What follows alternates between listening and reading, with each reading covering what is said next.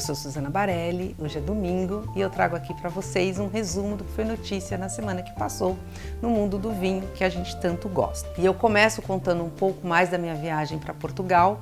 Na semana passada eu já contei um pouquinho, a semana passada eu estava na região do Dão e depois eu fui para a região do Douro.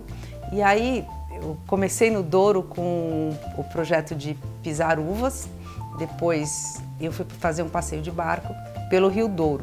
E cada vez que eu tenho oportunidade de ir para o Douro, eu saio da região falando assim, como isso aqui é lindo, né? E eu não canso de repetir que de todas as regiões vinícolas que eu conheço, e eu conheço várias, ou algumas, ainda faltam várias para conhecer, o Douro é realmente a região vinícola mais bonita que eu conheço. Mas o tema que eu queria trazer nessa semana de Portugal, que aliás é até o tema da coluna do Paladar, que subiu ontem na Levan Filosofia, são os incêndios. Eu estava lá, inclusive no meu deslocamento, teve um dia que a gente teve que mudar, tentou uma estrada, estava interditada por causa do fogo, tentou a segunda, tentou a terceira. A gente fez um caminho diferente para conseguir chegar ao meu destino, exatamente porque estava com muito incêndio e incêndio interditando as estradas. Se a gente pensar no mundo do vinho e se a gente pensar em todas as questões de mudança climática, o incêndio é uma realidade cada vez mais frequente nas videiras. E foi isso que eu vivi no finzinho da minha viagem, com a gente percebendo a fumaça e o fogo chegando nas vinhas.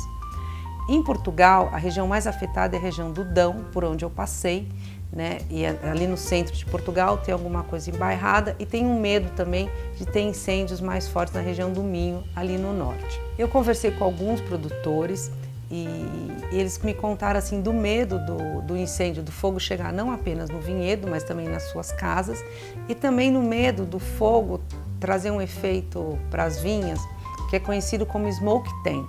O que é isso? A fumaça, ela envolve as uvas e ela traz um sabor desagradável, é um defumado, mas não é um defumado gostoso, é um defumado desagradável que passa para os vinhos. Contei um pouquinho disso no texto que eu falei do Paladar e no texto do Paladar eu recuperei também duas coisas. Primeiro, vocês lembram que a semana passada teve um incêndio forte em Brasília. Esse incêndio ele ficou a 10 quilômetros de um vinhedo que tem em Brasília. Porque sim, Brasília também elabora vinhos.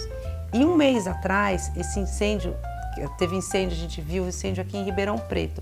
E esse incêndio, ele chegou muito perto de outros vinhedos, porque sim, Ribeirão Preto também elabora vinhos.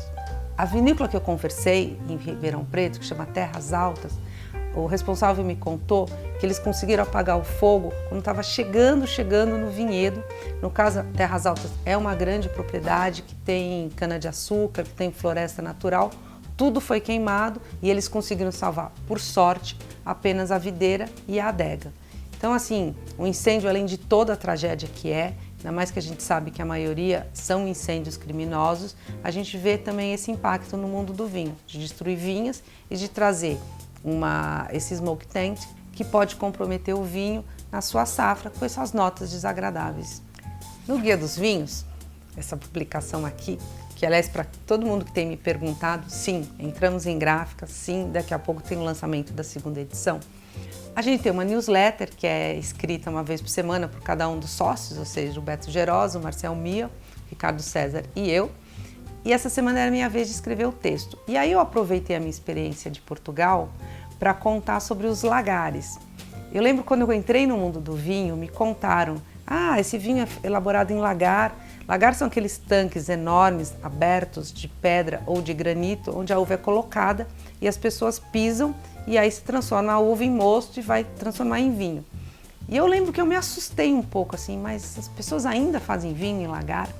E com o tempo que você vai ganhando experiência, vai provando vinho, você descobre que o lagar, mesmo sendo uma coisa tradicional, mesmo com questões que você pode falar de higiene, né, que é sempre os nossos pés que estão pisando, mesmo se você falar, não dá para controlar tanta temperatura, o lagar ele sobrevive e ele dá origem a vinhos premiums, principalmente na região do Douro.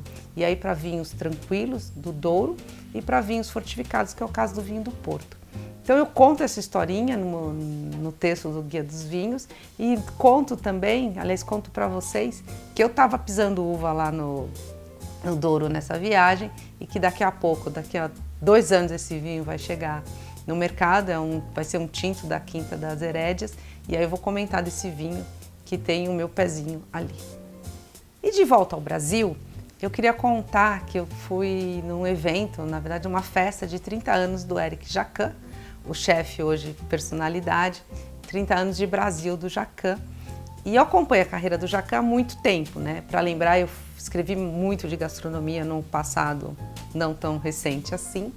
E o Jacan sempre me surpreendeu pela qualidade do preparo dele, ele é um super chefe.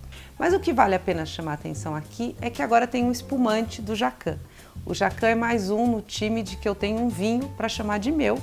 É um espumante elaborado na Casa Perini, apenas com a uva Chardonnay. O Jacan participou da definição do blend, ele é só Chardonnay, e ele é elaborado por um método que eles chamam de Charmat Longo. Ou seja, o vinho, todos os vinhos espumantes, eles passam por duas fermentações. Primeira, você transforma a uva em vinho e a segunda, você transforma o vinho num vinho espumante. Nesse caso, no método Charmat, isso é feito em tanques grandes e quando eles chamam Charmat Longo, é que tem um tempo que o vinho fica em contato com as leveduras, fermentando e afinando um pouco as suas borbulhas.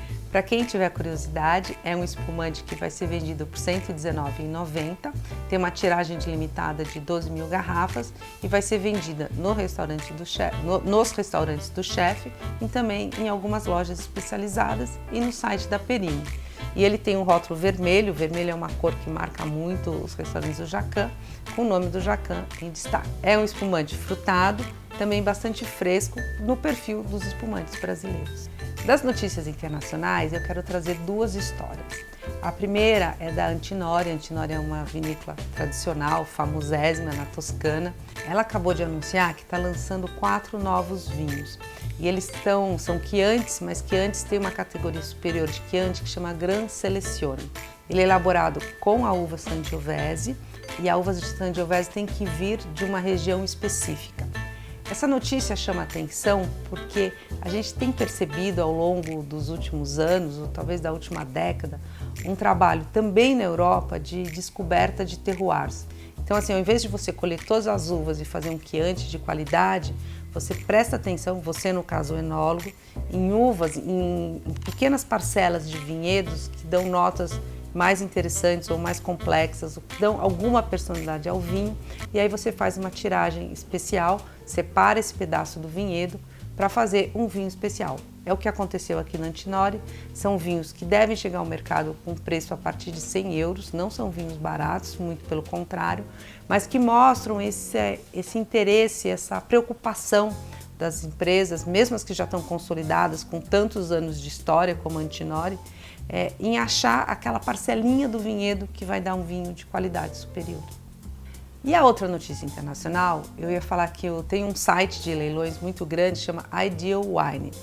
E é um site para leilões online. E ele acabou de conquistar o direito de fazer o leilão do Hospice de Nuits São Jorge, que é um dos bons leilões da Borgonha. O que me chamou a atenção nessa notícia é que a gente está acostumado que os leilões de vinho, em geral, principalmente os europeus, eles são realizados em casas tradicionais de leilões, na qual a Sotheby's e a Christie são as mais conhecidas. E quando um leilão importante, como esse do Hospice de Nuits São Jorge, troca as casas de leilões por uma casa de leilão online, você está mostrando que tem um novo mundo realmente se abrindo para o mundo do vinho e que as pessoas estão menos reticentes em fazer compras online. Fiquei curiosa nisso e vou acompanhar o próximo leilão que acontece em abril do ano que vem.